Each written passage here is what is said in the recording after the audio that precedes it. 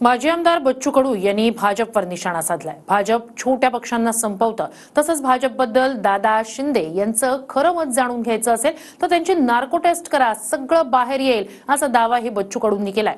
पाहूया। अंतर्मन भाजपबद्दल काय आहे त्याची जर नार्को टेस्ट झाली तर मग लक्षात येईल का खरं मत अजितदादा आणि एकनाथजी शिंदे नक्की सांगणार। राजकारणातलं बाबा एवढं सांगणं बरोबर नाही, कारण ते वरच्या लोकांविषयी बोलताना त्याची पातळी, त्याची मर्यादा ठेवली पाहिजे। आता ज्याला जे बोलता येईल ते बोलत असतात। प्रहार संघटनेचे अध्यक्ष आणि माजी आमदार बच्चू कडूंनी अजित पवार शिंदेंना टोला लगावत भाजपवर निशाणा साधलाय। मित्र पक्ष फक्त दिसायला युतीत आहेत, मात्र शिंदे आणि दादांची जर नार्को टेस्ट केली तर भाजपबद्दलचं त्यांचं खरं मत समोर येईल असा दावा कडूंनी केला।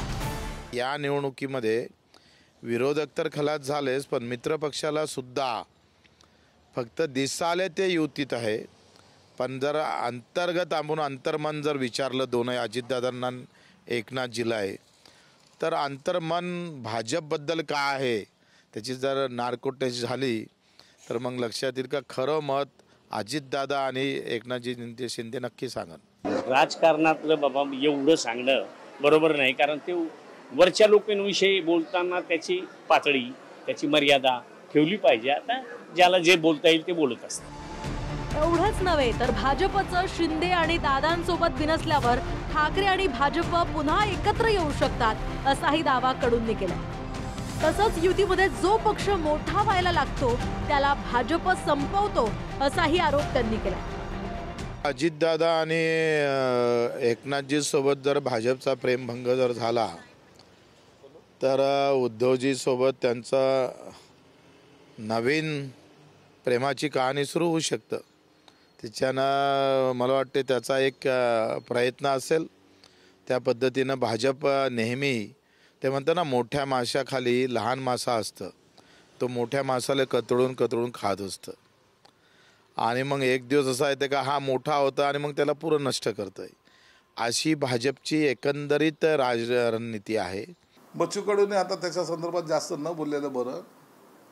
सरकार व्यवस्थित चाललंय, त्यांच्या मनात काय चाललंय हे सगळे एकमेक जाणून आहेत, चांगल्या प्रकारे जाणून आहेत, म्हणून त्याच्यावर भाष्य करून काहीतरी नवीन उद्योग आपण न केलेला बरं आहे। शनिवारी बच्चू कडूंनी दिव्यांग कल्याण अभियान अध्यक्ष पदाचा राजीनामा दिला। बच्चू कडू यांनी मुख्यमंत्री देवेंद्र फडणवीस यांना पत्र लिहित अत्यंत कठोर शब्दांमध्ये नाराजी व्यक्त केली होती।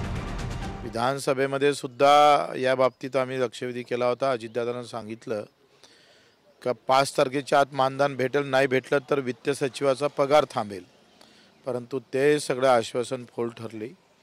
आखरी ज्यांच्यासाठी एवढं मोठं सगळं आपण 20 वर्ष लढा दिला, मंत्रालय उभं झालं आणि मंत्रालय उभं राहत असताना सुद्धा राहिल्यावर जर दिव्यांगावर दुर्लक्ष होत असेल तर ते पद ठेवण्यात काही अर्थ वाटत नाही आणि म्हणून तो राजीनामा आम्ही शिंदे साहेब आणि मुख्यमंत्र्याकडे दिलेला आहे। विधानसभा निवडणुकीत अचलपूरमध्ये भाजपच्या उमेदवारानं बच्चू कडूंचा पराभव केला।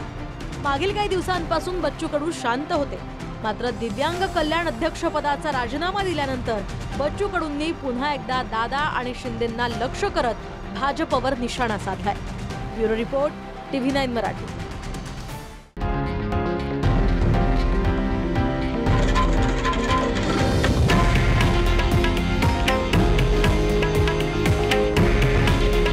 हे आहे देशातील नंबर 1 न्यूज नेटवर्क आणि आपण पाहत आहात TV9 मराठी। काळजी तुमची, हित महाराष्ट्राचं।